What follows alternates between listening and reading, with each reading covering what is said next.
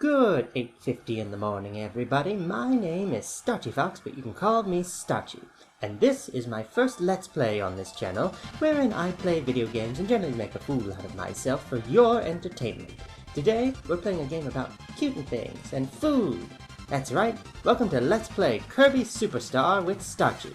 Let's get started. Alright, now what one will see when first starting the game is this screen with a corkboard motif, which I always thought was rather intriguing, showing all of the different games that are available to one at the start. Those that are available to the player first off the bat will be shown as these posters tacked on here, whereas those that are not available have sort of a tissue paper covering. I suppose that gets peeled off as they become available. But typically the first game that players play in Kirby Superstar is Spring Breeze. So we will also follow in this tradition, and as you can see, the plot here is that help. Yes, all of the food from Dreamland has been stolen. Hurry, Kirby, or everyone will starve. Oh, now we can't have that, now can we? Alright, now, if one waits around on one of these sub-screens for long enough, one gets a little cutscene, like so. And apparently there's trouble in Dreamland, as we're so informed. King Dedede and his soldiers have stolen all the food in Dreamland, which is apparently a maize-producing country from the looks of it. I don't quite understand what the point of this is. We were just told on the previous screen. It's very brief. But Spring Breeze is actually an abbreviated version of the original Kirby's Dream Land, and as such, it has certain characteristics to introduce the new player to mechanics of the Kirby series as a whole. Kirby is basically a beat-em-up game about eating things, but we generally don't need that much instruction on how to do that. Everyone knows how to eat. Generally, Kirby will... Oh, look, butterfly. Butterfly, I want you. Oh, no, get away. That was traumatizing. Generally, Kirby will be able to inhale his enemies like this and swallow them to gain their powers, much like, I suppose, eating the heart of one dead's enemy. One's dead rival in love.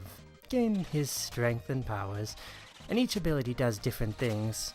As you can see, this beam ability has a wide range of powers. I can charge it like this, use a beam whip, etc., etc.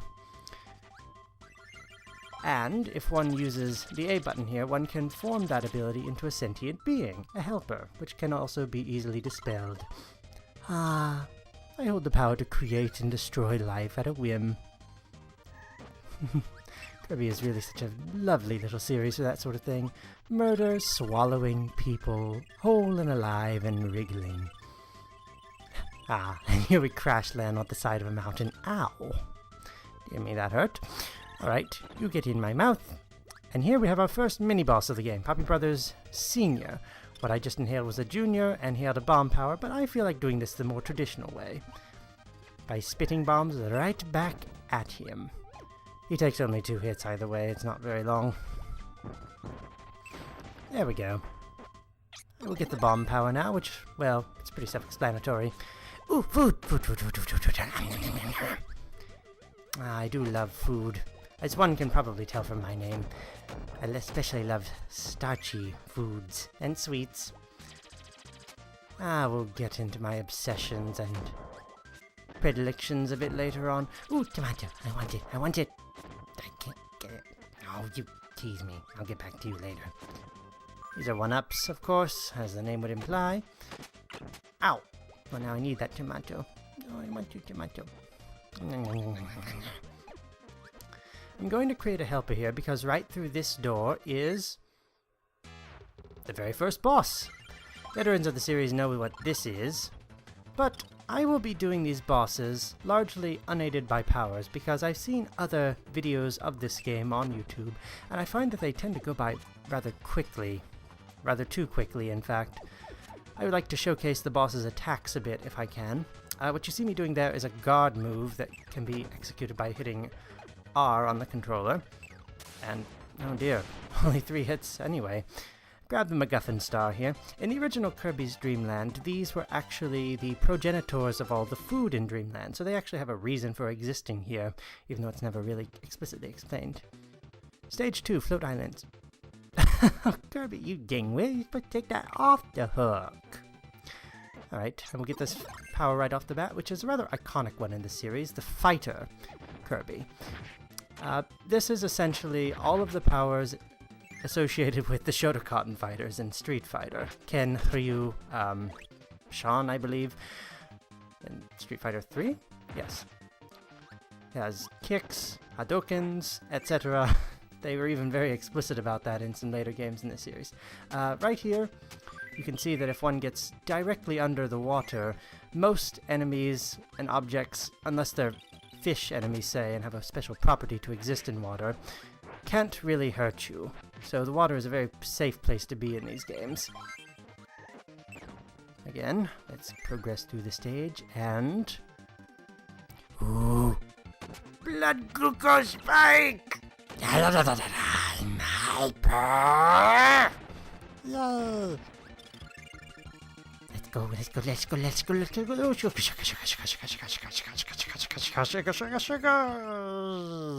go. Sugar Crash. Speaking of which, the Crash ability. I'll get into that in a bit. Because through this door is boss number 2. Now, I said I would be doing all of the bosses unaided, but that was just to showcase powers, and as you can see here, this is pretty much it. These are Lololo and La La La. And this is what they do. Exciting. So let's now fill the screen with destruction. I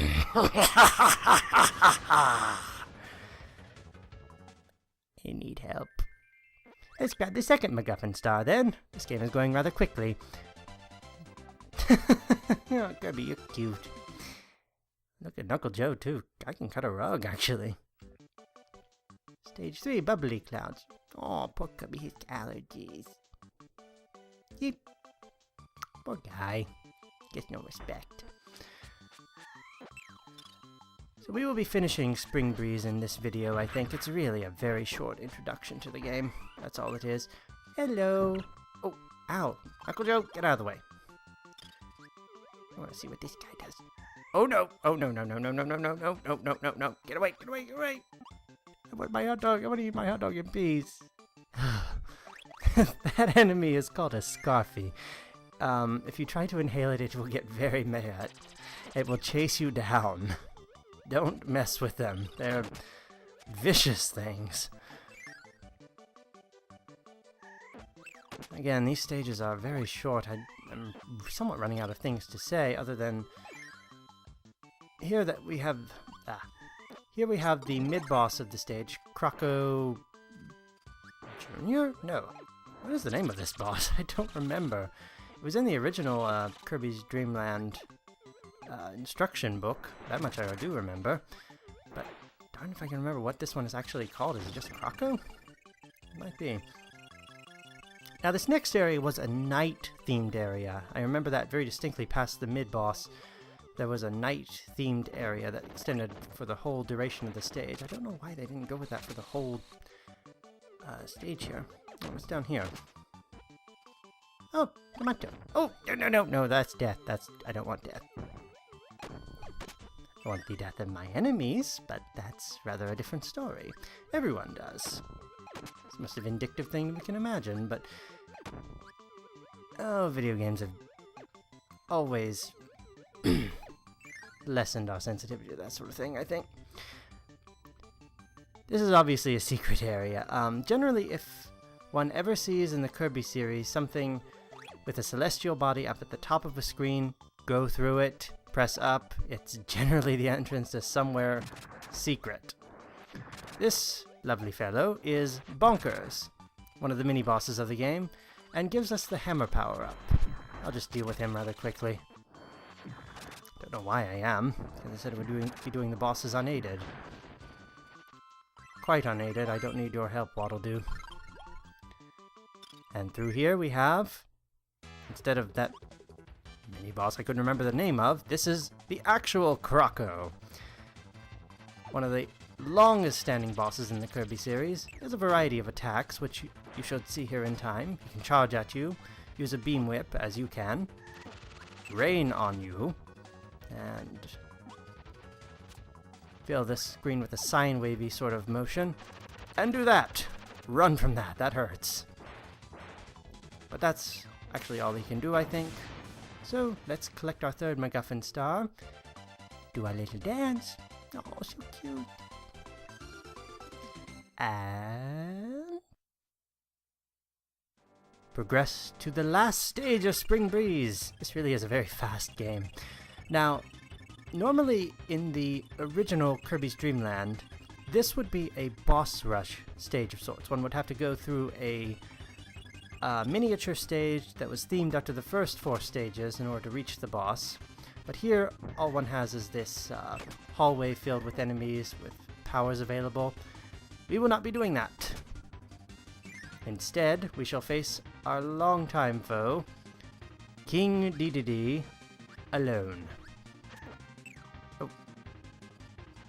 He has a variety of attacks, which we'll get to in time. I won't comment on them too much, other than to say that they were used rather well in the Smash Bros. Series. I'm rather fond of King Dedede as a character. I use him in the Smash Bros. Series, and he's won me a bit of money in tournaments in the past, but all he takes is 3 hits. He's very, very easy.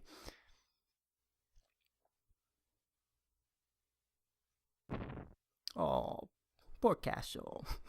Feel bad for it. We get our last MacGuffin star, and then... My, Kirby, how you've let yourself go. Carrots! We spread our carrots throughout the land. And that's Spring Breeze, everyone. Takes less than 10 minutes usually. I've seen some people do it in about 6. And even the credits are an abridged version of the original. Everything stays on the screen for less than half a second, I think. I always found that a bit humorous. But I hope you enjoyed this. It might be a wee bit rough, but I promise I will get better. For now, just enjoy the last strains of music by Mr. Jun Ishikawa, arranged for this game. I will be talking much more about that in some later videos. Kirby's powers have failed, but the carrots live on! Wait, those don't look like carrots! Game, you lie!